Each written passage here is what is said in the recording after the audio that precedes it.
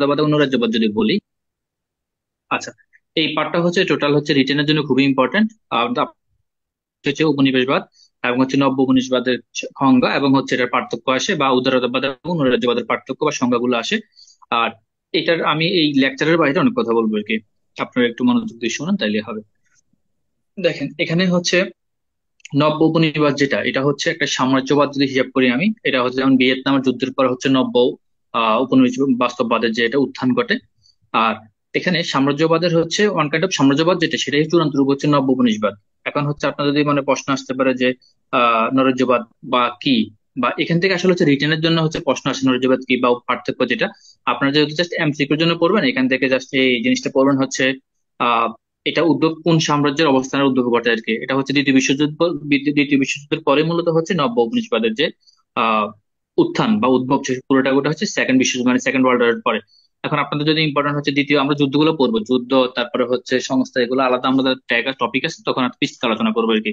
দ্বিতীয় বিশ্বযুদ্ধ কখন ভাই শুরু হয়, প্রথম যুদ্ধ। নৈরাজ্যবাদকে কি ইংরেজিতে ফেসিজম বলা হয়? ফেসিজম আর নৈরাজ্যবাদ এটা কি বাংলা আর হ্যাঁ, ওয়ান ইংরেজি? কাইন্ড অফ সেম, হ্যাঁ হ্যাঁ, same same, one kind of same, একই রকমের এটা। আর এটা হচ্ছে আমরা ডিটেলস পড়বো, আমরা হচ্ছে ডিটেলস পড়াবো এগুলো হচ্ছে যখন আরেকটা পার্ট আসে আমাদের সামনে, এটার সাথে রিলেটেড আরেকটা আছে, আরেকটা ওই যে সেকেন্ড এটার মধ্যে আছে, এটার মধ্যে ডিটেলস পড়াবো আর কি এই পার্টটা।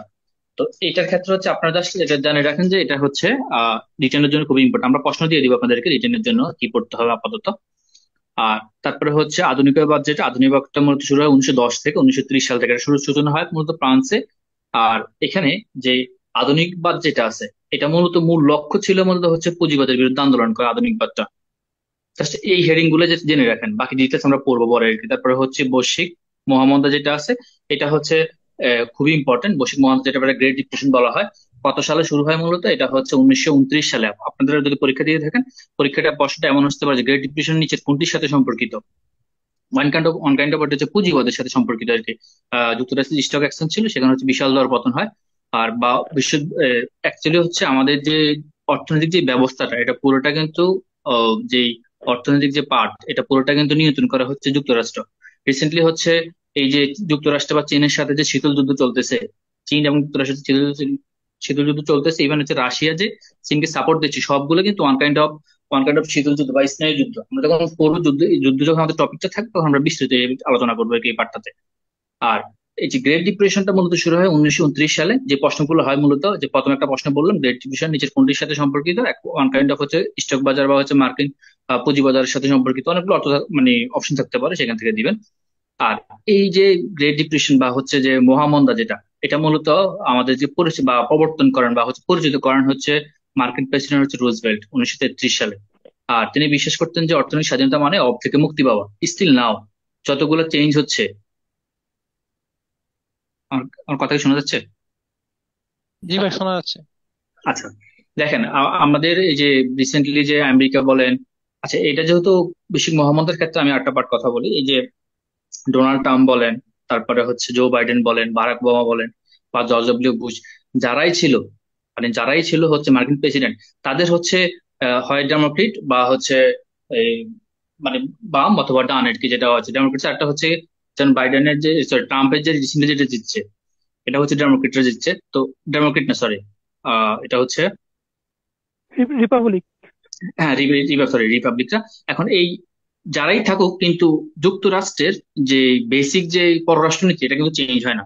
যেই সরকার আসুক, কোনো মানে চেঞ্জ হবে না। জাস্ট তাদের হচ্ছে যেই যখন এখন বাইডেন বলেন বা ট্রাম্প বলেন, তাদের পররাষ্ট্রনীতি কিন্তু চেঞ্জ হবে না। এখন অনেকেই বলতে পারে যে এটা যে কারণে বলতেছে, অনেকে বলতে পারে যে হচ্ছে বাইডেনের সাথে হচ্ছে ডক্টর মোহাম্মদ ইউনূসের খুব ভালো সম্পর্ক, ট্রাম্পের সাথে ভালো সম্পর্ক না। অ্যাকচুয়ালি কিন্তু সেটা না। তাদের হচ্ছে পররাষ্ট্রনীতি যার সাথে ভালো সম্পর্ক, ওই কন্টিনিউসলি ওইটাই থাকবে, জাস্ট হচ্ছে তারা শো করবে না আর কি, প্রকাশ করবে না। এই বৈশ্বিক মহামন্দার ক্ষেত্রে ওয়ান কাইন্ড অফ সেম। যেমন হচ্ছে দেখেন, ট্রাম্প রিসেন্টলি বলছিল হচ্ছে এখন এই পার্টগুলো পড়ার জন্য হচ্ছে ইম্পর্টেন্ট, পরীক্ষার আগে যখন ট্রাম্প বলছে তারা হচ্ছে সুইস কাল দখল করে নেবে। এখন সুইস কালে সম্পর্কিত যা আছে সবগুলো আপনারা মানে কবে হস্তান্তর করে, কোন দেশে অবস্থিত, বা হচ্ছে এটা সুইস কালের হচ্ছে আয়তন কত, দৈর্ঘ্য কত, এই জিনিসগুলো হচ্ছে বিশেষ দেখতে দেখতে হবে আর কি। এটা পরীক্ষার আগে এই টপিক বা এই অধ্যায় থেকে হচ্ছে যেগুলো হচ্ছে আলোচ্য বিষয় বা যেগুলো আলোচনা হয়, এই জিনিসগুলোই মূলত পরীক্ষার আগে ভালো করে দেখবেন, তাইলেই হবে। আচ্ছা, যেটা বলতেছিলাম, এই যে গ্রেট ডিপ্রেশন বা 1933 সালে যে মার্কিন রুজভেল্ট, তা উনি মূলত হচ্ছে এই মহামন্দা যেটা বা বৈশ্বিক মহামন্দা থেকে দেখেন, এটা 1933 সালে হয়েছে, রিসেন্ট না। মানে মানে বর্তমান সময় পর্যন্ত কিন্তু চীনের সাথে আর মার্কিন যুক্তরাষ্ট্রের কিন্তু একটা দ্বন্দ্ব চলেই যাচ্ছে, অর্থনৈতিক মন্দা, যেটা রিসেন্টলি দেখেন এই হুয়াই এর যে ফোনটা আছে বা ওদের হচ্ছে মার্কেট গুলো হচ্ছে মানে ব্যান করে দিছে। আবার আইফোন কিন্তু চীনে আবার ব্যান করে দিছে। এই যে একটা মানে শীতল যুদ্ধ, এটা কিন্তু কন্টিনিউ চলমানই আছে। এরকম কত মার্কিন প্রেসিডেন্ট বা হচ্ছে চীনের প্রেসিডেন্ট চেঞ্জ হয়েছে, কিন্তু তাদের হচ্ছে এই যে শীতল যুদ্ধটা কিন্তু এখনো চেঞ্জ হয়নি। তাহলে হচ্ছে আপনারা এটা খেয়াল রাখবেন হচ্ছে যতগুলাই মানে মার্কিন পলিসি যাই হোক, মানে মার্কিন প্রেসিডেন্ট যেই হোক, তাদের মার্কিন পলিসি কিন্তু চেঞ্জ হবে না। মানে যে পলিসি নিয়ে তারা আগাচ্ছে বা হচ্ছে পররাষ্ট্রনীতি যেটা সেম, এটাই এই দ্বারাই চলতে থাকে মানে কন্টিনিউয়াসলি, এক গভর্নমেন্টের পর এক গভর্নমেন্ট। আচ্ছা, তারপরে হচ্ছে বৈশ্বিক অর্থ ব্যবস্থা, অর্থ ব্যবস্থা সেম, ওইটাই সেম, স্টক মার্কেটের ইতিহাস বৈশ্বিক মহামন্দার সাথে। আর মূলত হচ্ছে বিশ্বের বৃহত্তম যে পুঁজিবাজার যেটা, বা নিউ ইয়র্কের যে এক্সচেঞ্জ, এটাই হচ্ছে মূলত ওয়াল স্ট্রিট অবস্থিত। পরীক্ষায় আসে যে নিউ ইয়র্কের ওয়াল স্ট্রিট কিসের জন্য বিখ্যাত? পুঁজিবাজারের জন্য বিখ্যাত, বা হচ্ছে বিশ্বের বৃহত্তম পুঁজিবাজার কোন দেশে অবস্থিত? এই দুইটাই প্রশ্ন আসতে পারে। তারপরে হচ্ছে দ্বিতীয় বৃহত্তম পুঁজিবাজারকে কি এক্সচেঞ্জ বলা হয়? তারপরে হচ্ছে বেইল আউট কি, বেইল আউট নিচে কোনটির সাথে সম্পর্কিত? তারপর ব্লু চিপ কি, ব্লু চিপ হচ্ছে শেয়ার বাজারের সাথে সম্পর্কিত, বা এই শেয়ার বাজারের সাথে নিচে কোনটি সম্পর্কিত, ব্লু চিপ, হোয়াইট চিপ, এরকম অপশন দিয়ে আসে আর কি মূলত। তো আপনারা এখান থেকে এটা পড়ার সময় এটা এই জিনিসটা দেখবেন। তারপর ওয়াশিংটন কনসেনসাস, এটা এতটা ইম্পর্টেন্ট না, নয় উদারতাবাদ। এটা হচ্ছে ওয়ান কাইন্ড অফ, সরি, আচ্ছা, এই যে নয়া উদারবাদ যেটা, এটা হচ্ছে এই যে এতক্ষণ আমরা বললাম ওয়াশিংটন কনসেনসাস, তার আগে যে নব্য উদারবাদ, বা হচ্ছে বাস্তববাদ, বা হচ্ছে পুঁজিবাদ বা সমাজতন্ত্র, বা হচ্ছে নৈরাজ্যবাদ, এই সবগুলোই মূলত কম মানে বিভিন্ন মিক্স সমন্বয় হচ্ছে নয়া উদারবাদ। নয়া উদারবাদের মধ্যে যে পার্টটা, মেইন পার্টটা, এটা হচ্ছে মনে করেন দেখেন, আমাদের দেশে যে বিনিয়োগটা হয় রিসেন্টলি, যে আহ, আমাদের দেশে মার্কিন যুক্তরাষ্ট্র বিনিয়োগ করে, তারপরে ভারত বিনিয়োগ করতেছে, যুক্তরাষ্ট্র, ফ্রান্স, জার্মানি, এটা বিনিয়োগ করতেছে কেন? আমাদের দেশে বিনিয়োগ করার মূল হচ্ছে আমাদের দেশে স্থিতিশীলতা আছে, মানে আমরা কম টাকায় হচ্ছে ভালো শ্রমিক পাচ্ছি। যেমন আমাদের একজন গার্মেন্টস যারা শ্রমিক কাজ করে, তাদেরকে হচ্ছে 10,000 টাকা দিলে সারাদিন কাজ করতে পারবেন, আর যদি ডলার হিসাব করেন খুবই কম, খুবই কম টাকায়। তো এটা কিন্তু অন্যান্য দেশে পসিবল না। এটা কিন্তু একমাত্র নয়া উদারবাদের কারণেই হয়েছে এটা, যে বিনিয়োগকারীরা যে বিশ্বের বিভিন্ন ঝুঁকির যে মাত্রা সম্পর্কে ধারণা দিবে, এটা হচ্ছে মূলত নয়া উদারবাদ। এই নয়া উদারবাদ সম্পর্কিত হচ্ছে আমাদের বাংলাদেশ খুবই হচ্ছে স্থিতিশীল। তারপরে হচ্ছে বিবিধ যে অর্থনৈতিক ক্লাসিক যেটা আছে, অর্থনৈতিক ক্লাসিকের ক্ষেত্রে হচ্ছে এটা বিবিটা লাগবে না। তারপরে যে পার্টটা আছে এটা প্রেক্ষিত আঞ্চলিক ব্যবস্থাপনা, এটা এমসিকিউ গুলো আছে, দেখুন কোথায় ঐতিহাসিক নগরী অবস্থিত, তারপরে তিব্বত একটি কি, ভারতের সিকিম। অবশ্য পড়ার সময় এটা খেয়াল রাখবেন হচ্ছে বিগত সালের প্রশ্নগুলো ভালোভাবে সলভ করবেন। তারপরে মোস্ট ইম্পর্টেন্ট যেটা, দক্ষিণ এশিয়ার যে 8টি দেশ, এই যে পার্টটা এটা বলছি, এখান থেকে পড়ার সময় হচ্ছে আপনার যদি মানচিত্র থাকে, মানচিত্রগুলো খুব ভালো করে দেখবেন। দেখেন মানচিত্র, আমি এই পার্টটা নিচে দেখে দেন, প্রণালী, সংযুক্ত, পৃথক, বিরোধ স্থান, সীমারেখা, সাগর, উপসাগর। তার প্রণালীটা খুব ইম্পর্টেন্ট, সংযুক্ত, তারপরে পৃথক, বিরোধপূর্ণ স্থান, সীমারেখা। এই যখন হচ্ছে এশিয়া মহাদেশ বা ইউরোপ মহাদেশ বা আফ্রিকা মহাদেশ, এই পার্টগুলোর ক্ষেত্রে হচ্ছে এই চার পাঁচটা হচ্ছে খুব ভালো করবেন। প্রণালী থেকে সবসময় একটা প্রশ্ন থাকে, সংযুক্তি ওরা প্রণালীর সাথে ইনক্লুড। তারপর হচ্ছে বিরোধপূর্ণ স্থান কোথা থাকে, সীমারেখা কোথা থাকে, সাগর, উপসাগর। আর গুরুত্বপূর্ণ স্থানগুলো হচ্ছে কম পরীক্ষা আসে আর কি। তো আপনারা পড়ার সময় যেটা খেয়াল রাখবেন, এটার ক্ষেত্রে দেখেন, এটা হচ্ছে দক্ষিণ এশিয়ার যে 8টি দেশ আছে, এটা অনেকেই বিভিন্ন ছন্দ দিয়ে মনে রাখতে পারে। আমি যদি আপনাদের ক্লাসে আমি ছন্দগুলো বলে দিব ক্লাসে, মানে হচ্ছে মানে লিখে দিব আর কি। তো ছন্দগুলো এভাবে লিখতে, যেমন হচ্ছে যদি দক্ষিণ পূর্ব যে এশিয়ার দেশ, তারপরে হচ্ছে দূরপ্রাচ্য মধ্য দেশ, তুরস্ক দেশ, এটা হচ্ছে ওই যে সিবাত তায়াস, তারপর মানে হচ্ছে প্রথম অক্ষরগুলো দিয়ে আর কি, আমিত্রি আপে, তারপরে হচ্ছে যেমন আমিত্রি মাপে, তারপরে চীন, মঙ্গোলিয়া, উত্তর কোরিয়ার জন্য আলাদা টেকনিক আছে, এটা আমি ক্লাস শেষে আপনাদেরকে এটা লিখে দিব আর কি। তো এখানে ক্ষেত্রে মূলত হচ্ছে দক্ষিণ এশিয়ার দেশ কয়টি? 8টি, দক্ষিণ পূর্ব এশিয়ার দেশ 11টি, দূরপ্রাচ্য দেশ। এটা আসলে আপনারা এটা এভাবে মুখস্থ না করে আপনারা ম্যাপ ধরে ধরে পড়বেন। এটা করলে কি হবে আপনাদের, যেমন মানচিত্র ধরে ধরে দেখেন, এখানে যদি ভারত আছে, ভারতের কোন পাশে কি আছে? পাকিস্তান, আফগানিস্তান, এখানে হচ্ছে বাংলাদেশ, আর এখানে হচ্ছে এই জায়গাটা হচ্ছে মিয়ানমার, আর এখানে হচ্ছে এটা এই যে ভুটান বা নেপাল, এই অংশটুকু হচ্ছে নেপাল। আমার এখানে তো বল করে এই সিস্টেম না, এটা হচ্ছে নেপাল। আর এখানে হচ্ছে থাইল্যান্ড। এই মিয়ানমার এই অংশটুকু হচ্ছে রাখাইন বা মণিপুরের সাহায্যে হচ্ছে এখানে একটা বৌদ্ধ বা খ্রিস্টান একটা অঞ্চল বা একটা দেশ স্থাপন করার কথা চলতেছে আর কি, আমেরিকা যারা চাচ্ছে। তো এই যে ভূ রাজনীতি গুলো আপনারা মানচিত্র ধরে ধরে পড়বেন, তাহলে হচ্ছে আপনারা এটা মানে পড়তে পারবেন আর কি। এখানে দেখেন টোটাল যে এশিয়া মহাদেশ টোটাল দেশ হচ্ছে 46টা, তার মধ্যে স্বাধীন দেশ হচ্ছে 44টা। আর এখানে যে হংকং এবং হচ্ছে তাইওয়ান, এই দুইটা হচ্ছে কিন্তু স্বাধীন না, এটা হচ্ছে চীনের অন্তর্ভুক্ত আর কি। তো এই জিনিসগুলো এখান থেকে ম্যাপ ধরে ধরে পড়বেন। আসলে হচ্ছে এই পার্টটা ভালো করে পড়া হচ্ছে রিটার্নের বিকল্প নেই। আপনারা যদি এটা ভালো করে পড়েন তাহলে হচ্ছে লিখিত পরীক্ষা খুবই ইফেক্টিভ বা উপকার পাবেন। আর এটা পড়ারই সিস্টেম হচ্ছে ম্যাপ ধরে ধরে কোন কোন অঞ্চল ধরে কোন, যেমন দক্ষিণ এশিয়ার দেশ কোনগুলো 8টি, দক্ষিণ পূর্ব এশিয়ার দেশ 11টি। মানে আপনার ম্যাপ ধরে ধরে পড়বেন, তাহলে লিখিত ক্ষেত্রে আপনাদের কাজে লাগবে এটা। তারপরে দেখেন এই শ্রীলঙ্কার এই অংশটুকু দেখেন, ম্যাপ আপনার যদি মানচিত্র থাকে, যেমন শ্রীলঙ্কা আর হচ্ছে এখানে ভারত, এই অংশটুকু হচ্ছে ভারত। এটা দেখেন, এটা আমি যদি জুম করি, শ্রীলঙ্কা এবং ভারত। এখানে হচ্ছে এই যে একটা প্রণালী আছে সেটা হচ্ছে পক প্রণালী, এটা হচ্ছে বঙ্গোপসাগর ও মানব উপসাগরকে পৃথক করছে। তারপরে যদি এটা দেখেন, ওমান, হরমুজ প্রণালী, পারস্য উপসাগর। তারপরে হচ্ছে সৌদি সংযুক্ত আরব আমিরাত এবং ইরান, এটার সাথে হচ্ছে হরমুজ প্রণালী সংযুক্ত করছে। এই পার্টগুলো যদি মানে আপনাদের এটা দিলে আপনারা জুম করে দেখতে পারবেন আর কি। তারপরে হচ্ছে তিমুর সাগর কোথায়, হচ্ছে তাইওয়ানের ক্ষেত্রে। ইস্পান্ডা দ্বীপপুঞ্জ কোন দেশে অবস্থিত, চীনের সঙ্গে ভিয়েতনামের যে সংযুক্ত, এই পার্টটা। ঠিক আছে, বলতেছেন? আচ্ছা, তারপর যে দক্ষিণ এশিয়ার যে দেশগুলো আছে, দক্ষিণ এশিয়ার দেশগুলোর ক্ষেত্রে হচ্ছে আপনারা বাংলাদেশ, ভারত, এখানে ক্ষেত্রে মূলত শিখতে হবে কি, মানে এখান থেকে সাধারণত রাজধানীটা আসে না, এখন পরীক্ষা খুবই কম আসে। আপনারা বলবেন হচ্ছে মুদ্রার নামটা আর কি, মুদ্রা এবং হচ্ছে সমুদ্র বন্দর যেটা আছে বন্দরবিহীন। পরীক্ষা আসতে পারে যে নিচের কোনটি। আচ্ছা, এখানে হচ্ছে landlock country, double double landlock country, এটা কি কেউ জানেন এটা কি? এনিওয়ান? ল্যান্ডলক ল্যান্ডলক, কান্ট্রি যেখানে হচ্ছে আপনার আশেপাশে কোনো সমুদ্র বা নদী এরকম কিছু নাই, তারা ল্যান্ডলক। ডাবল ল্যান্ডলকটা জানি না। ডাবল ল্যান্ডলক হচ্ছে মানে দুই দেশের সীমানার পাশাপাশি, যেমন হচ্ছে তাজিকিস্তান, এটা দুই দেশের মাঝখানেই হচ্ছে, মানে দুই দেশের মানে মানে যদি আমি বাংলাদেশ সেভ করি, বাংলাদেশের পাশে তোমার ভারত আছে, তারপরে ওই পাশে হচ্ছে ধরেন হচ্ছে মানে কন্যারি, মানে পশ্চিম কন্যারে, দক্ষিণ কন্যারে হচ্ছে নেপাল আছে, যেটা চিকেন নেক দিয়ে দেখা যায় আর কি। তো এই ক্ষেত্রে হচ্ছে মানে তাদের দুইটা দেশ, মানে হচ্ছে যে যে দেশটা দুই পাশেই হচ্ছে দুইটা দেশ থাকবে, কিন্তু তাদের নদী বন্ধ থাকবে না, এটা হচ্ছে ডাবল ল্যান্ড অফ কান্ট্রি। যেমন তাজিকিস্তান, এটা হচ্ছে one kind of double land of country, বা আফগানিস্তান। এখন পরীক্ষার মধ্যে আসে যে দক্ষিণ এশিয়ার কয়টি দেশের কোনো সমুদ্র বন্দর নেই, বা দক্ষিণ এশিয়ার কয়টি দেশ হচ্ছে ল্যান্ডলক কান্ট্রি। যেমন আফগানিস্তান, নেপাল, ভুটান, তারা হচ্ছে বন্দরবিহীন, তাদের হচ্ছে ল্যান্ডলক কান্ট্রি, তাদের হচ্ছে কোনো সমুদ্র বন্দর নেই আর কি। আর ভুটান হচ্ছে উপনিবেশবাদ, ভুটান ব্যতীত সবাই যুক্তরাজ্যের উপনিবেশ ছিল। তাহলে এখানে পরীক্ষা আসতে পারে যে হচ্ছে নিচের কোনটি, ভুটান যুক্তরাজ্য উপনিবেশ ছিল, বা ভারত কোন দেশের, ভারত উপমহাদেশ কোন দেশের উপনিবেশ ছিল, এটা তো সহজ প্রশ্ন, আপনারা জানেন, যুক্তরাজ্যের বা হচ্ছে ব্রিটেনের। তো এখান থেকে এই পাঠগুলো পড়বেন। আর দক্ষিণ এশিয়া, বাংলাদেশে ভারতের সীমান্তবর্তী অঞ্চল হচ্ছে টোটাল 32টি। আর সীমান্তবর্তী ভারত রাজ্য হচ্ছে 5টি। এটা আপনারা ভূগোলের ক্ষেত্রে আপনার এটা কাজে লাগবে, এই পাঠটা আমরা ভূগোলে আবার ডিটেলস পড়াবো আর কি। তারপরে বাংলা স্বাধীনতা লাভ করে 16 ডিসেম্বর। পাকিস্তান কখন লাভ করে, স্বাধীনতা লাভ করে। আর ভারত কখন স্বাধীনতা লাভ করে, এই জিনিসগুলো হচ্ছে ওই পার্টের ক্ষেত্রে বাংলাদেশ অধ্যায়ে আমরা ডিটেলস পড়বো এটা। আর দক্ষিণ পূর্ব এশিয়া স্বাধীনতা লাভ করে 1948 সাল। আর ভারতের জাতীয় এটা দরকার নেই, এগুলো হচ্ছে নর্মাল জিনিস, এগুলো জাস্ট রিডিং করে যাবেন আর কি। এই যে এই পার্ট যেগুলো সব রিডিং করে যাবেন, এগুলো জাস্ট রিডিং করে যাবেন, মুখস্থ করার দরকার নেই, আবার ওগুলো শুধু দেখে যাবেন। আর যেগুলো পড়তে হবে এটা বললামই, যেমন এখান থেকে আপনারা এই উপমহাদেশের যে পার্টগুলো আছে, এখান থেকে হচ্ছে এই টপিকগুলো ভালো করে পড়বেন। প্রণালী, সংযুক্ত, পৃথক, বৃত্তস্থান, স্থান, সীমারেখা, এই 4-5টা জিনিস খুব ভালো করে দেখবেন। আর দেশ সম্পর্কিত ক্ষেত্রে হচ্ছে এটা কোন দেশে অবস্থিত, বা হচ্ছে তার আগে কোন দেশের উপনিবেশ ছিল কিনা, তারপরে হচ্ছে তাদের সমুদ্র বন্দর আছে কিনা, বা লাভড ল্যান্ড কান্ট্রি কিনা, এই জিনিসগুলো দেখবেন আর কি। প্রথম এই জিনিসগুলো খুব পরীক্ষা কম আসে, যে জনপদ রুট কোথাও, এগুলো পরীক্ষা আসবে না। আর ইন দিস টাইম হচ্ছে ভারত হচ্ছে আমাদের জন্য লেস ইম্পর্টেন্ট।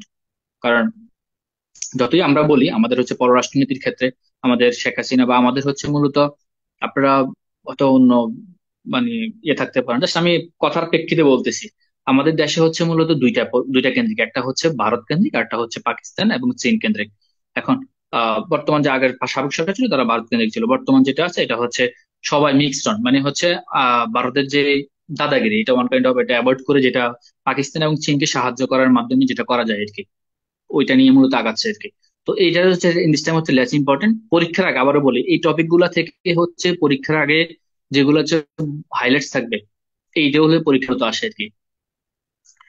তারপরে হচ্ছে পাকিস্তান সম্পর্কিত, এটা সব মানে ওয়ান কাইন্ড অফ রিডিং করে যাবেন। পাকিস্তানে দেখতে পারেন, খুব ইম্পর্টেন্ট। পাকিস্তান পারমাণবিক বোমার জনক কে ছিল, কাদের খান। পাকিস্তান সীমান্ত নাম কি, তারপর পাকিস্তানের গোয়েন্দা সংস্থার নাম কি, এগুলো সাধারণত পরীক্ষা আসে না। আপনারা হচ্ছে ওই যে 13 থেকে 20 গ্রেড যদি পরীক্ষা দেন, তাহলে এখান থেকে একটু দেখতে পারেন আর কি। 14 আগস্ট স্বাধীনতা লাভ করে, আর 15 আগস্ট হচ্ছে ভারত স্বাধীনতা লাভ করে আর কি। আর আর পাকিস্তান করে কে, পাকিস্তানের প্রথম রাষ্ট্রপতি কে ছিলেন, পাকিস্তানটা যেহেতু এখন ইন দিস টাইম ইম্পর্টেন্ট, আপনারা দেখতে পারেন পাকিস্তানটা ভালো করে, সবগুলোই পড়বেন। কিন্তু বাকিগুলো যেটা আছে এটা হচ্ছে জাস্ট রিডিং করে যাবেন আর কি, মূল পয়েন্ট গুলো যেগুলো, যে আফগানিস্তান হচ্ছে আহ আচ্ছা, আফগানিস্তান হচ্ছে যেটা রাষ্ট্রের পতন বা হচ্ছে প্রজাতন্ত্র প্রতিষ্ঠিত হয় 1973 সালে। দ্বিতীয় কথা হচ্ছে আফগানিস্তান যে প্রধান যে জাতি গোষ্ঠী, এটা মূলত হচ্ছে পশতুন 42%। এই পার্টটা পড়বেন আর কি, পশতুনটা কত পার্সেন্ট। আরেকটা হচ্ছে আপনাদেরকে হচ্ছে আগের যেটা রেকর্ড ক্লাস ছিল ওইটাও দিয়ে দিব আমি, এটা এটা শেষ করে তো দিবে, ওইটাও দিয়ে দিব। তারপর হচ্ছে আফগানিস্তানের যে হেরাত প্রদেশ আছে, জলবিদ্যুৎ, এগুলো জাস্ট রিডিং করে যাবেন আর কি। শ্রীলঙ্কা ব্রিটেনের কাছে স্বাধীনতা লাভ করে কবে। তারপর হচ্ছে Sri Lanka in this time important, রিটেনের ক্ষেত্রে খুবই ইম্পর্টেন্ট। হামুরার সমুদ্র বন্দর শ্রীলঙ্কা যা চীনের নিকট হচ্ছে লিজ দেয়। আমাদের যে মংলা সমুদ্র বন্দর কিন্তু ভারত চাইছিল হচ্ছে নেওয়ার জন্য মংলাটা, কিন্তু এটা মানে ক্যান্সেল হয়ে গেছে রিসেন্টলি। যেমন আখাউড়া সীমান্তের সাথে কিন্তু ভারতের হচ্ছে আগরতলার সাথে হচ্ছে রেল সংযোগ আছে, কিন্তু ওইটাও কিন্তু এখন বর্তমানে হচ্ছে স্থিতিশীল আছে। মানে শেখ হাসিনা সরকার হচ্ছে আহ আগরতলা রেল সংযোগ থেকে শুরু করে তারপরে হচ্ছে চট্টগ্রাম, মানে ওয়ান কাইন্ড অফ হচ্ছে আমার দেশের উপরে তারা হচ্ছে ট্রানজিট নিতে পারবে। আমরা কোনো মানে বিনা টাকা বা বিনা পয়সায় কোন কোনো ট্রানজিটের জন্য দিছিল আর কি। ওই চুক্তিগুলো সবগুলো হচ্ছে এখন বর্তমান দোদুল্য অবস্থান আছে, হয়তো এগুলা সামনে হচ্ছে বাদ দেওয়ার সম্ভাবনা খুবই বেশি। তারপর ভুটানের ক্ষেত্রে হচ্ছে যে রাষ্ট্র একটা হচ্ছে সূচকের ক্ষেত্রে হচ্ছে যেমন দেখেন কোন রাষ্ট্র আপনাদের ঝুঁকিপূর্ণ অবস্থায় আছে, আমরা সূচক বা যেগুলো থাকবে ওই পার্টগুলো আরো তখন বিস্তারিত দেখাবো আর কি এখানে। পৃথিবীর বিশ্বের প্রথম দুর্গমুক্ত দেশ হচ্ছে ভুটান, ওয়েস্ট বেঙ্গলের নর্মাল জিনিস। মূলত হচ্ছে এখান থেকে কি পড়তে হবে এটা বললামই তো আপনাদেরকে, মানে অবস্থান, সীমারেখা, তারপরে হচ্ছে বীরত্বপূর্ণ স্থান, সীমারেখা, সাগর প্রণালী সংযুক্ত করছে কবে, আর স্বাধীনতা লাভ করছে কবে, আর এটা হচ্ছে তাদের রাজধানী কি আর মুদ্রা কি। তো দক্ষিণ এশিয়া থেকে সাধারণত এগুলো আসে না, দক্ষিণ এশিয়া থেকে উপনিবেশ এবং হচ্ছে বন্দর বা হচ্ছে ল্যান্ড অফ কান্ট্রি বা ডাবল ল্যান্ড অফ কান্ট্রি যেগুলো আছে ওই পার্ট গুলা থেকে আসে আর কি। তো এখান থেকে এগুলো দেখবেন। দক্ষিণ পূর্ব এশিয়ার দেশ, রাজধানী, মুদ্রা, ডলার, এগুলো দরকার নেই এগুলো পড়ার। আর এখান থেকে যে এই উপনিবেশটাও খুব ভালো করে দেখবেন। এখানে দেখেন উপনিবেশের ক্ষেত্রে হচ্ছে আহ পূর্ব তিমুর। এখানে দেখেন পূর্ব তিমুর হচ্ছে কোন দেশের উপনিবেশ ছিল, এটা হচ্ছে পর্তুগাল বা ইন্দোনেশিয়ার ছিল। তারপর ইন্দোনেশিয়া কোন দেশের হচ্ছে উপনিবেশ ছিল, ইন্দোনেশিয়া ছিল হচ্ছে নেদারল্যান্ডের। তারপরে হচ্ছে সিঙ্গাপুর কোন দেশে ছিল, যুক্তরাজ্য বা মালয়েশিয়ার ছিল। তারপরে হচ্ছে একমাত্র মায়ানমার, মায়ানমার কোন দেশের আহ sorry, মায়ানমার ছিল হচ্ছে যুক্তরাজ্যের উপনিবেশ। একমাত্র থাইল্যান্ড, এই দক্ষিণ পূর্ব এশিয়ার মধ্যে একমাত্র থাইল্যান্ড হচ্ছে কোন দেশের উপনিবেশ ছিল না। হ্যাঁ, থাইল্যান্ড কোন দেশের উপনিবেশ ছিল না, সবগুলো ফ্রান্স। তাহলে এখানে ক্ষেত্রে হচ্ছে just উপনিবেশ গুলো ভালো করে বলবেন তাইলেই হবে। রাজধানী গুলো একবার দেখে যাবেন, ভাই এতটা ক্লাস ইম্পর্টেন্ট কিন্তু না। 5 মিনিট নমপেন আছে, 5 মিনিট পরে কিন্তু কেটে যাবে। 5 মিনিট, আচ্ছা ঠিক আছে তাহলে রেকর্ড দিন তাহলে। তারপরে হচ্ছে দেখেন দক্ষিণ পূর্ব এশিয়ার যে দেশগুলো আছে এখানে ক্ষেত্রে হচ্ছে থাইল্যান্ড বা মায়ানমার। এই নমপেন দেখেন, এই বানানটা খুবই ইন্টারেস্টিং, নমপেন বানানটা এটা হচ্ছে কত নম্বর, 43 মনে আসছিল যে এই টাইপ একটা 41 বা 43 এই টাইপ একটা আসছিল যে রাজধানী কোথায় ছিল বা কোন দেশের রাজধানী এটা। তো কম্বোডিয়া। তো এই জিনিসগুলো হচ্ছে মানে এই রাজধানীর ক্ষেত্রে একটু দেখবেন আর কি। আর বাকি যেগুলো আছে থাইল্যান্ড ওই সেম ক্যাটাগরির, কত সালে হয়, জনসংখ্যার দিক থেকে কত, ভিয়েতনাম অঞ্চল থেকে কতটুকু, তারপরে হচ্ছে কত সালে সেটা একত্রিত হয়, লাওসের সরকারের নাম কি, এই পার্ট গুলো ওই যে ওই আগে কিন্তু ওই 5টা জিনিস ভালো করে পড়বেন, তারপর হচ্ছে এই জিনিসগুলো ট্রেডিং করে যাবেন আর কি। আসলে অনেক পড়া তো আপনারা মানে নিজেরা পড়ার বিকল্প নাই। চীনের ক্ষেত্রে সেম, চীন, বেইজিং, তারপরে হচ্ছে চীন যে দেশগুলো সন অফ গড বলা হয়, তারপরে হচ্ছে চীনের যে আচ্ছা চীনের ক্ষেত্রে যে হচ্ছে যে গণতন্ত্রের প্রতিষ্ঠা থেকে মাও সেতুং খুবই ইম্পর্টেন্ট। এই মাও সেতুং নিয়ে অনেকগুলো পরীক্ষা আসে, যেমন চীনের কমিউনিজম প্রতিষ্ঠা কত সালে, 1949 সালে। চীনের সাংস্কৃতিক বিপ্লব কত সালে গঠিত হয়, তারপরে হচ্ছে বিশ্বের সবচেয়ে বড় সেনাবাহিনী কোথায় চীনের, এটা কিন্তু পরিবর্তন হয়, পরিবর্তনশীল তথ্য এটা। তারপর চীনের দুটো অর্থনৈতিক মূল উদ্দেশ্য হলো হচ্ছে হংকংকে অর্থনৈতিক সচল রাখা, আর তাইওয়ানের সাথে হচ্ছে চীন মনে করে তাইওয়ান হচ্ছে চীনের একটা পার্ট বা একটা অংশ। হংকং এর ক্ষেত্রে 1999 সাল থেকেই তারা হচ্ছে সরি 2099 সালে হচ্ছে হংকং এর সাথে যে চুক্তি ছিল সেটা 1999 সাল থেকে শুরু হয়েছে, হয়তো 2049 বা 50 সালে হচ্ছে এটা শেষ হয়ে যাবে আর কি চুক্তিটা। তারপর চীনের যে দ্বৈত অর্থনীতির মূল উদ্দেশ্য ছিল, যে হংকং কথা বললাম, পৃথিবীর সবচেয়ে বড় যে স্থলসীমান্ত দেশ, এটা খুবই ইম্পর্টেন্ট চীন। এবং হচ্ছে যদি রাশিয়ার ক্ষেত্রে হচ্ছে 14টা দেশ আছে দেখেন। আহ সবচেয়ে যে জল এবং স্থল সীমান্ত রয়েছে চীন এবং রাশিয়ার মধ্যে 14টি দেশ। তারপরে মধ্যম রিসেন্টলি যেমন হচ্ছে 43 আসছিল হচ্ছে চীনের মুসলিম অধ্যুষিত প্রদেশটি কি জিনজিয়াং, বা হচ্ছে এখানে হচ্ছে উইগুর যে মুসলিমরা আছে। তো দেখেন উইগুর কিন্তু তৎকালীন সময় খুবই হাইলাইট ছিল। উইগুর যে ওই যে তারা নির্যাতন করতো, তার যুক্তরাজ্য যে যুক্তরাষ্ট্র বলছে হচ্ছে উইগুরের যে হচ্ছে নির্যাতন করতেছে চীন, তখন হচ্ছে তাদের হচ্ছে প্রতিনিধি পাঠাইছে। তো ওই ওই যে তখন মানে ওই টপিকটা ছিল হাইলাইটস, এই জন্য তার পরীক্ষা আসছে। তো এই রকম যেগুলো হাইলাইটস থাকে পরীক্ষার আগে আগে ওই জিনিসগুলো একটু ভালো করে দেখলে এখান থেকে 2-3 নাম্বার এই জিনিস কমন করতে পারবেন। আর এই যে বিস্তারিত যেগুলো আছে এগুলো রিডিং করে যাবেন আর কি। এক দেশ দুই নীতি কোন দেশে চালু আছে, চীনে। এই যে সরি 1997 সাল, 1999 সাল হচ্ছে ম্যাকাও, এটা চালু হয় এক দেশ দুই নীতি আর কি। তাই অনেক ক্ষেত্রে চীন মেনে চলে চীন নীতি। আর এই তাইওয়ান নিয়ে কিন্তু হচ্ছে ট্রাম্প যখন আসবে তখন হচ্ছে আবার স্নেহযুদ্ধ শুরু হবে। তাইওয়ান চাবে হচ্ছে চীনের সাথে ইয়ে করার জন্য, তাইওয়ানকে সবসময় ট্রাম্প সাপোর্ট দিবে। এই নিয়ে মূলত স্নেহযুদ্ধ শুরু হয়েছে, মানে চলমান থাকবে আর কি এটা। তারপর হচ্ছে জাপানের ক্ষেত্রে সূর্যদেবা ভূমিকম্পের দেশ জাপান। তারপরে এখানে যুক্তরাষ্ট্রের যে সামরিক ঘাঁটি আছে পার্ল হারবার 7 ডিসেম্বর 1948 সালে। তারপরে হচ্ছে 1945 সালে যে প্রথম যে পারমাণবিক বোমা শুরু হয়, তার পিস পার্ক কোথায়, এখানে একটা খুবই ইন্টারেস্টিং। পিস পার্ক এবং স্ট্যাচু অফ পিস দুটো কিন্তু দুই কথা। একটা হচ্ছে পিস পার্ক হচ্ছে নাগাসাকিতে অবস্থিত, স্ট্যাচু অফ পিস এটা কিন্তু বিসিএস এর প্রশ্ন। স্ট্যাচু অফ পিস কোন দেশে অবস্থিত, দক্ষিণ কোরিয়া বা সিওলে, এই দুইটা একটু ভালো করে দেখবেন। তারপরে হচ্ছে পৃথিবীর সর্বোচ্চ গড় দেশ হচ্ছে জাপান, শান্তি সংবিধান, কিন্তু এখন বর্তমান শান্তি সংবিধান জাপানকে বলা হয় না। জাপান রিসেন্টলি হচ্ছে তাদের যে নতুন যে প্রধানমন্ত্রী ছিল ওই তার আলোকে হচ্ছে তারা হচ্ছে শান্তি সংবিধান থেকে ডে বাই ডে বের হয়ে যাচ্ছে। তো এটা হচ্ছে এতটা ইম্পর্টেন্ট না, তবে হচ্ছে ইম্পর্টেন্ট হচ্ছে এই যে পিস অফ পার্ক এবং হচ্ছে স্ট্যাচু অফ পিস, এই জিনিসগুলো ভালো করে দেখবেন। তারপরে হচ্ছে নিকট নিকট প্রাচ্য দেশ তুরস্ক। তুরস্কের ক্ষেত্রে রিসেন্টলি ইম্পর্টেন্ট, কারণ তুরস্ক ইম্পর্টেন্ট কারণ হচ্ছে তুরস্কের সাথে সিরিয়া, সিরিয়ার যে সিরিয়া দামেস্ক আছে, দামেস্কো, তারপরে হচ্ছে কোন কোন অঞ্চলগুলো আছে এখানে সিরিয়ার মধ্যে বা তারপরে হচ্ছে তুরস্কের সাথে সিরিয়ার। আচ্ছা, টাইম মনে হয় শেষ হয়ে যাবে, আর বেশিক্ষণ নাই।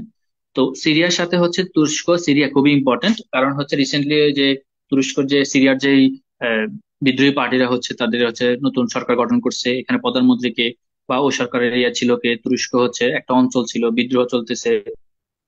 তো এই জিনিসগুলো হচ্ছে ভালো করে দেখবেন আর কি এটা। তারপর হচ্ছে তুরস্ক সিরিয়াকে, আধুনিক তুরস্ক জনকে কামাল আতাতুর্ক পাশা, ইতিহাস টয় নগরিকতা ছিল তুরস্ক। তারপরে এশিয়া এবং আসলে হচ্ছে আমরা পরীক্ষার আগে এখান থেকে কি পড়তে হবে ডিটেলস বলে দিব আর কি। তারপর হচ্ছে ফিলিস্তিন, ফিলিস্তিন আর ইসরায়েল খুবই ইম্পর্টেন্ট ইন দিস টাইম, কারণ হচ্ছে ফিলিস্তিনের সাথে হচ্ছে যে যুদ্ধ চলমান আছে, তারপরে হচ্ছে রাশিয়া ইউক্রেন যুদ্ধ চলমান আছে। হয়তো ট্রাম্প 20 তারিখে ক্ষমতা নেওয়ার পর হচ্ছে দেখা গেছে ইসরায়েল সরি রাশিয়া এবং ইউক্রেনের যুদ্ধটা সমাপ্ত হয়ে যাবে, কিন্তু আমার কাছে মনে হচ্ছে না ইসরায়েল এবং হচ্ছে ফিলিস্তিন যুদ্ধটা সমাপ্ত হবে। হয়তো এখানে একটা মানে শান্তি বিনিময় হইতে পারে আর কি, এর চেয়ে বেশি কিছু হওয়ার সম্ভাবনা খুবই কম। তো ফিলিস্তিন থেকে যখন পিএলও ফিলিস্তিন লিবারেশন অর্গানাইজেশন কত সালে গঠিত হয় এই জিনিসগুলো দেখবেন। বাইতুল মুকাদ্দেস, আচ্ছা এখানে একটা খুবই ইম্পর্টেন্ট প্রশ্ন, বাইতুল মুকাদ্দেস বা আল আকসা এটা কোন দেশে অবস্থিত, যদি দেশ বলে তাহলে হচ্ছে পরীক্ষার অপশন অনুযায়ী উত্তর করতে হবে। কারণ আমার হচ্ছে যেহেতু মুসলিম, আমাদের হচ্ছে একটা আমরা ইসলামিক দিক থেকে আমরা বলবো অবশ্যই ফিলিস্তিন, কিন্তু ব্রিটানিকা বলেন বা যেগুলো বলেন বা পশ্চিমা বিশ্বে তারা হচ্ছে এটাকে ইয়ার উপনিবেশ বা হচ্ছে একটা খণ্ডিত অংশ বা হচ্ছে তাদের হচ্ছে নিয়ন্ত্রণাধীন অংশ বলে আর কি ইসরায়েলের।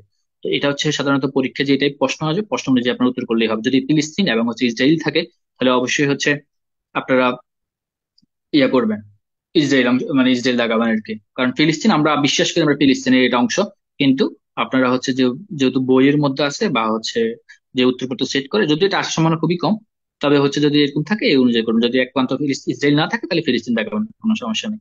তারপরে হচ্ছে রামাল্লাহ, গাজা, পশ্চিম তীর, এরা ফিলিস্তিনে অবস্থিত।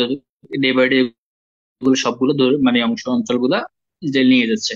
তো ইসরায়েল হচ্ছে মধ্যপ্রাচ্যের যে নিকটপ্রাচ্যের দেশ ইসরায়েল, একমাত্র ইহুদি রাষ্ট্র কত সালে গঠিত হয়, ব্যালফোর ঘোষণার মাধ্যমে। ব্যালফোর ঘোষণা কি রিটার্নের জন্য খুবই ইম্পর্টেন্ট, ইহুদি রাষ্ট্র গঠন।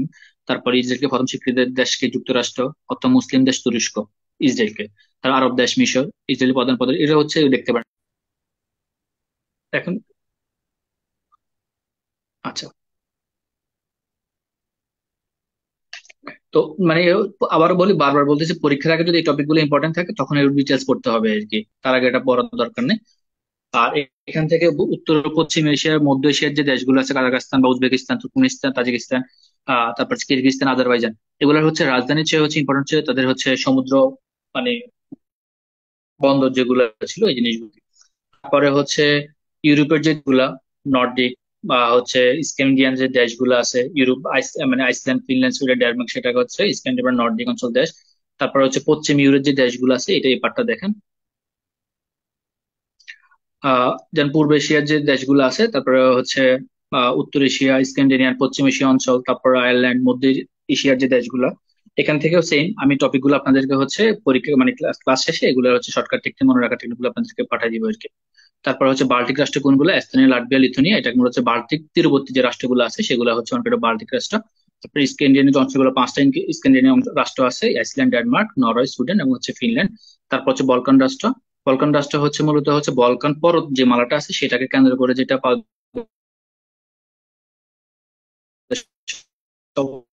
অবস্থিত, সেটা হচ্ছে ওয়ান কাইন্ড অফ বলকান রাষ্ট্র। আর হচ্ছে চীন রাষ্ট্র, 15টা রাষ্ট্র ভেঙে 15টা রাষ্ট্রভিত্তিক হচ্ছে স্বাধীন রাষ্ট্র 15টা গঠিত হয়েছে, তার মধ্যে 5টা এশিয়ার দেশ। এশিয়ার দেশের মধ্যে হচ্ছে আইএস ভুক্ত দরকার নাই। ইউরোপীয় যুক্তরাজ্যের ক্ষেত্রে সেম। গ্রেট ব্রিটেন কোনটা? আরটা হচ্ছে, আচ্ছা, ব্রিটেন এবং হচ্ছে যুক্তরাজ্য দুইটা কিন্তু একটু পার্থক্য আছে। গ্রেট ব্রিটেনের ক্ষেত্রে হচ্ছে ইংল্যান্ড, স্কটল্যান্ড এবং হচ্ছে ওয়েলস, এই তিনটে মিলে হচ্ছে ব্রিটেন বলা হয়। আর ওয়ান কান্ট্রি যুক্তরাজ্যের ক্ষেত্রে সিঙ্গেল ওয়ান বোঝাবে আর কি, শুধু ইংল্যান্ডকে বোঝাবে হচ্ছে যুক্তরাজ্যের ক্ষেত্রে। আর যখন ব্রিটেন বলবো তখন হচ্ছে তিনটা দেশের সম্মানে হচ্ছে one kind of Great Britain আর কি। তারপর যুক্তরাজ্য সেম, ইংল্যান্ড, স্কটল্যান্ড, ওয়েলস, উত্তর আয়ারল্যান্ডের মধ্যে যুক্তরাজ্য গঠিত হয় আর কি। একটু আচ্ছা, চারটা দেশের সমন্বয় আর কি। উত্তর আয়ারল্যান্ড, ওয়েলস এবং হচ্ছে স্কটল্যান্ড, ইংল্যান্ড হচ্ছে যুক্তরাজ্য। এখানে শুধু ইয়েটা আছে, উত্তর আয়ারল্যান্ডটা আসবে না যখন হচ্ছে গ্রেট ব্রিটেন বলা হয় আর কি। ওকে। তারপরে হচ্ছে সংবিধানের ক্ষেত্রে যে নামগুলো আছে, সংবিধান, যুক্তরাষ্ট্রের সংবিধান ছিল কি, লিখিত কোনো সংবিধান নেই।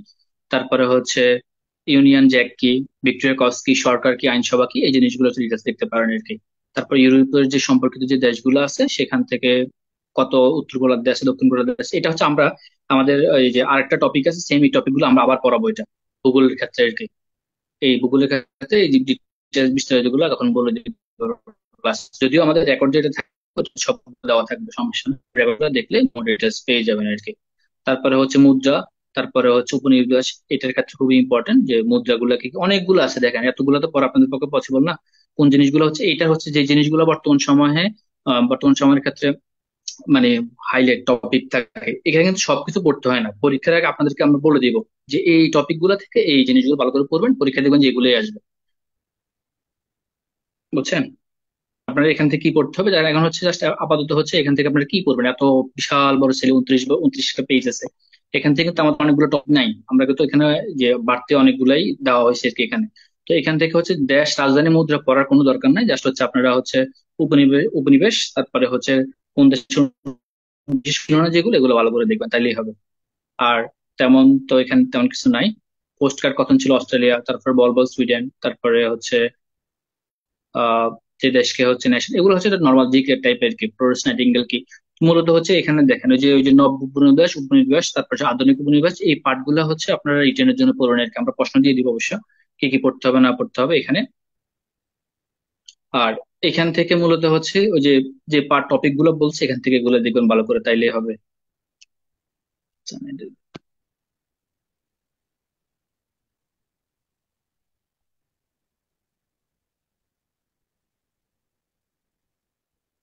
আচ্ছা, আমি স্ক্রিনটা সেট আপ করে দিলাম। আর এখানে ক্ষেত্রে একটা জিনিস দেখেন, আপনারা এতগুলা পড়া এখান থেকে মানে কি কি মূলত পড়তে হবে আর কি। যেমন আফ্রিকা মহাদেশের ক্ষেত্রে বা ইউরোপ মহাদেশ, আফ্রিকা মহাদেশের ক্ষেত্রে যে কি পয়েন্ট গুলো আছে, যদি আমি আবার প্রথম থেকে যদি একবারে মানে এক কথায় যদি বলে যাই, যেমন প্রথম যদি এশিয়া মহাদেশ দেখেন, এশিয়া মহাদেশের ক্ষেত্রে যে প্রথম যে পার্টটা আছে, এশিয়া মহাদেশের ক্ষেত্রে মোট দেশ আছে 46টা, স্বাধীন দেশ হচ্ছে 44টা। তারপরে হচ্ছে এশিয়া সর্বশেষ স্বাধীন যেটা হয় সেটা হচ্ছে পূর্ব তিমুর। আর হচ্ছে এখানে বর্তমান যে মালদ্বীপের কোন নিজস্ব সেনাবাহিনী, মালদ্বীপ দিস টাইম হচ্ছে ইম্পর্টেন্ট, কারণ হচ্ছে ভারতের সাথে মালদ্বীপের একটা সংযোগ বা ঝামেলা চলতেছে, তো এটা দেখতে পারেন। দক্ষিণ পূর্ব এশিয়ার দেশ হচ্ছে থাইল্যান্ড, এতটা ইম্পর্টেন্ট না। তারপরে হচ্ছে মিয়ানমারের সাথে খুবই ইম্পর্টেন্ট, কারণ মিয়ানমার সীমান্ত বাহিনীর সাথে হচ্ছে যে আরাকান আর্মি, ওদের হচ্ছে আলাদা একটা স্টেট গঠন করার কথা চলতেছে, এটা খুবই ইম্পর্টেন্ট, পরীক্ষা আসার সম্ভাবনা রয়েছে। আরাকান আর্মি সম্পর্কিত যা আছে সবগুলো দেখতে পারেন, কবে প্রতিষ্ঠিত হয়েছে, এটার নেতা কে ছিল, তারপরে হচ্ছে আরাকান আর্মির সাথে মূলত মিয়ানমার সেনাবাহিনীর সাথে কি দ্বন্দ্ব কিনা, বা কতটুকু অঞ্চল নিয়ে তারা হচ্ছে আলাদা একটা দেশ বা জাতি গঠন করতে চাচ্ছে, বা কাদের সমন্বয়ে হচ্ছে এটা গঠিত হচ্ছে, এই জিনিসগুলো দেখতে পারেন আর কি। তারপরে হচ্ছে ভিয়েতনাম, যে টাইগার্স অফ বাইসেকে বলা হয় ভিয়েতনামকে। তারপরে হচ্ছে দূরপ্রাচ্যের দেশ যেটা চীন, চীনের ক্ষেত্রে হচ্ছে চীন সর্বাধিক সীমাযুক্ত দেশ, এটা হচ্ছে রাশিয়া এবং চীনের সাথে, এটা 14টি দেশ। আর হচ্ছে মাও সেতুং ছিল নেতা। তারপর হচ্ছে দালাই লামা, খুব ইম্পর্টেন্ট চীনের ক্ষেত্রে। তারপর পিং পং যে কূটনীতি, এটা হচ্ছে মূলত table tennis one kind of. তো পিং পং কূটনীতির সাথে হচ্ছে কোন দেশ সম্পর্কিত, যুক্তরাষ্ট্র এবং হচ্ছে চীন, এই জিনিসটা দেখতে পারেন। তারপর হংকং পুঁজিবাদের ক্ষেত্রে এটাও দেখতে পারেন, এতটা ইম্পর্টেন্ট না। তারপরে হচ্ছে মধ্যপ্রাচ্যের যে দেশগুলো আছে, সিরিয়া, দামেস্ক খুবই ইম্পর্টেন্ট, গোলান মালভূমি, তারপরে হচ্ছে ইসরায়েল, হিজবুল্লাহ, লেবানন, তারপরে হচ্ছে পশ্চিম তীরের যে ফিলিস্তিনের যে গাজা, তারপরে তুরস্ক বিখ্যাত টয় নগরী, এই পার্টগুলো ভালো করে দেখবেন। তারপরে হচ্ছে ইউরোপ মহাদেশের যে স্পেন, তাছাড়া Paris of city, culture of city বলা হয় কোন দেশকে, প্যারিস শহরকে। তারপরে হচ্ছে নেপোলিয়ান, ষোড়শ লুই সম্পর্কিত যেই ওটা বলছে, মানে ফরাসি বিপ্লবের সময় হচ্ছে আমরা বিপ্লব, তারপরে হচ্ছে যুদ্ধ, এই জিনিসগুলো আলাদা টপিক, তখন হচ্ছে বিস্তারিত বলবো আর কি, এই জন্য এটা স্কিপ করে যাচ্ছে। তারপরে হচ্ছে যুক্তরাজ্যের যে পতাকা আছে, ইউনিয়ন জ্যাক। তারপর হচ্ছে অ্যাডলফ হিটলারের জার্মানির প্যাসিফাইড বলা হয়। এখন এই ফ্যাসিবাদের সাথে কিন্তু দেখেন এই রিলেটেড যেটা বলতে ফ্যাসিবাদের সাথে সংজ্ঞাটা, ফ্যাসিবাদের সাথে সংজ্ঞাটা কি ছিল, মানে এই যে শেখ হাসিনা কেন ফ্যাসিবাদ বলা হয়, কেন বা কেন হচ্ছে ফ্যাসিবাদ দোসর বলা হয়। তো এই জিনিসগুলোর সাথে হচ্ছে রিলেট করে যদি পড়তে পারেন তাহলে হচ্ছে আপনারা বুঝবেন যে এই টপিক গুলো পার্ট গুলো ইম্পর্টেন্ট আর কি পরীক্ষার জন্য। তারপরে হচ্ছে বিখ্যাত ওয়াটারলু যুদ্ধ কোথায় হয়েছে, বেলজিয়ামে। তারপরে হচ্ছে বাংলাদেশের যুদ্ধের সময় স্বাধীনতার আমাদের পক্ষে কে ছিল, বিপক্ষে কে ছিল। তারপরে হচ্ছে যেন আফ্রিকা মহাদেশ, আফ্রিকা মহাদেশের হচ্ছে সিয়েরালিয়ন, মানে বা সিয়েরালিয়ন খুব ইম্পর্টেন্ট হচ্ছে, তাদের দ্বিতীয় ভাষা হচ্ছে বাংলা। তারপরে ইথিওপিয়া পুরো নাম কি ছিল, ইথিওপিয়া পুরো নাম ছিল আবসিনিয়া, এটা হচ্ছে রিসেন্টলি নাম চেঞ্জ করছে 2009 সালে। তারপরে হচ্ছে দক্ষিণ আফ্রিকার যে শ্বেতাঙ্গ শাসন ছিল মূলত 342 বছর, ইন দিস টাইম চলতেছে। ফ্রান্স, দক্ষিণ আফ্রিকায় আফ্রিকার মহাদেশে হচ্ছে অনেকগুলো দেশে, যেমন হচ্ছে আহ সুদান, তারপর হচ্ছে কঙ্গো, এগুলোতে হচ্ছে ফ্রান্সের বিশাল আধিপত্য আছে। তারপরে হচ্ছে নেলসন ম্যান্ডেলার আত্মজীবনের নাম কি ছিল, a long walk to freedom, এটা খুবই ইম্পর্টেন্ট, দেখতে পারেন হচ্ছে a long walk of freedom কার বই বা হচ্ছে কার আত্মজীবনী, নেলসন ম্যান্ডেলার। তারপর হচ্ছে উত্তর আমেরিকার ক্ষেত্রে যে যুক্তরাষ্ট্র কবে স্বাধীনতা 1776 সালে। তারপরে কার থেকে স্বীকৃতি লাভ করে, ফ্রান্স থেকে যুক্তরাষ্ট্র স্বীকৃতি লাভ করে কত সালে, 1778 সালে। কোন চুক্তির মাধ্যমে, বার্সাই চুক্তির মাধ্যমে। বিল অফ রাইটস কি। তো এই পার্টগুলো হচ্ছে এখান থেকে একটু দেখবেন আর কি, যে দেশ সম্পর্কিত যেগুলো না জানলেই নয়, ইম্পর্টেন্ট এই পার্টগুলো, এর চেয়ে বেশি কিছু জানার দরকার নেই। তারপরে হচ্ছে ওশেনিয়া মহাদেশ হচ্ছে যুক্তরাষ্ট্র অধীনে একটা দ্বীপপুঞ্জ। গুয়াম যুক্তরাষ্ট্র অধীনে একটা দ্বীপপুঞ্জ, যেন ওশেনিয়া মহাদেশের মধ্যে আছে। তারপরে হচ্ছে ওশেনিয়া স্বাধীন যে দেশগুলো আছে, অস্ট্রেলিয়া, অস্ট্রেলিয়া কিন্তু হচ্ছে ওয়ানকান্ড ওশেনিয়া মহাদেশের অবস্থিত। তারপর হচ্ছে ফিজি, মার্শাল দ্বীপপুঞ্জ, মাইক্রোনেশিয়া, মিক্রোনেশিয়া, তারপর হচ্ছে নিউ গিনি। পৃথিবীর সর্ববৃহৎ যে প্রবাল দ্বীপ গ্রেট ব্যারিয়ার দ্বীপ, গ্রেট ব্যারিয়ার দ্বীপ হচ্ছে অস্ট্রেলিয়া অবস্থিত, তার আয়তন কতটুকু। তো ওই জিনিসগুলো হচ্ছে আপনারা দেখতে পারেন আর কি। সহজ কথা হচ্ছে এখানে হিউজ তথ্য আছে, এতগুলা মুখস্থ রাখা একদিন দুই দিন পক্ষে কোনোভাবেই পসিবল না। তা আপনারা কি করতে পারবেন, আপনারা হচ্ছে যে বেসিক যে দেশ সম্পর্কিত যে তথ্যগুলো, স্বাধীনতা লাভ করে কবে, তারপর গুরুত্বপূর্ণ স্থান উপনিবেশ ছিল কিনা, বা কোন দেশের অধীনে ছিল, তার হচ্ছে তার সাথে কোন প্রণালী আছে কিনা, তারপরে হচ্ছে তার ওই দেশ সম্পর্কিত ক্ষেত্রে ওই মানে ওই দেশের সাথে হচ্ছে কোনো দেশ পৃথক করছে কিনা, কোনো দেশ সংযুক্ত করছে কিনা, বিরোধপূর্ণ স্থান কিনা।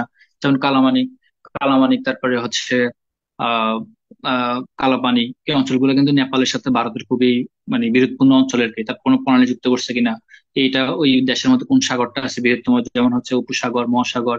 তারপর গুরুত্বপূর্ণ স্থান যেমন হচ্ছে অস্ট্রেলিয়ার গ্রেট ব্যারিয়ার দ্বীপ, খুবই ইম্পর্টেন্ট, এটা কোন দেশে অবস্থিত, বা এর আয়তন কতটুকু আসতে পারে। তারপরে হচ্ছে আপনারা মূলত পড়ার সময় হচ্ছে মানচিত্রগুলো দেখে দেখে ভালো করে পড়বেন আর কি, তাহলে হচ্ছে আহ ভালো করতে পারবেন। এইভাবে না পড়লে আসলে গদবাদ আমার হিউজ তথ্য আছে, তো এগুলো তথ্য কোনোভাবেই শেষ করা পসিবল না শর্টকাট টেকনিকের মাধ্যমে। তারপরে ডুরান্ড লাইন কোথায় ছিল, পাকিস্তান এবং আফগানিস্তানের সীমারেখা। তারপরে নাগর্নো কারাবাখ কোথায় ছিল, খুবই ইম্পর্টেন্ট, নাগর্নো কারাবাখ যেটা যে রিসেন্টলি হচ্ছে যে সিরিয়ার যে যেটা মানে কারাগার ছিল, এখান থেকে অনেক মানে যারা আসাদ বিরোধী ছিল তাদেরকে বের করতেছিল, এই কারাবাখরা কোথায় অবস্থিত। বা হচ্ছে আপনাকে একটা শহরের নাম বলবো, এটা সিরিয়া, বিশেষ করে সিরিয়া খুবই ইম্পর্টেন্ট, যে এটা কোন দেশে মানে সিরিয়ার কোন অঞ্চলে অবস্থিত। তারপরে ম্যাকমোহন লাইন, মানে ভারত এবং চীনের যে সীমারেখা, এটা লাইন অফ অ্যাকচুয়াল কোথায় ছিল। তারপরে হচ্ছে তাতার প্রণালী কোথায় অবস্থিত, লাইন অফ কন্ট্রোল কোথায় অবস্থিত, এই জিনিসগুলো, বা কুরিল দ্বীপপুঞ্জ কোথায় অবস্থিত। তো এই জিনিসগুলো যখন আপনার মানচিত্র ধরে ধরে পড়বেন তখন হচ্ছে আপনাদের জন্য সহজ হয়ে যাবে, আপনার মুখস্থ করলে আজকে করলে কালকে বলে যাবেন, বুঝছেন। তো পড়ার ক্ষেত্রে হচ্ছে এই পার্টগুলো খুবই ইম্পর্টেন্ট, এভাবে মূলত পড়া করবেন আর কি, যে লাস্ট টাইম যেগুলো আছে। আর আমাদের আগের ক্লাসের রেকর্ড রেকর্ড যেটা ছিল ওইটা আপনাদেরকে দিয়ে দিব। আর এটাও যদি থাকে এটাও দুইটাই add দিয়ে দিব আপনাদেরকে রেকর্ড। আর আপনার যদি কোনো প্রশ্ন থাকে আপনারা বলতে পারেন।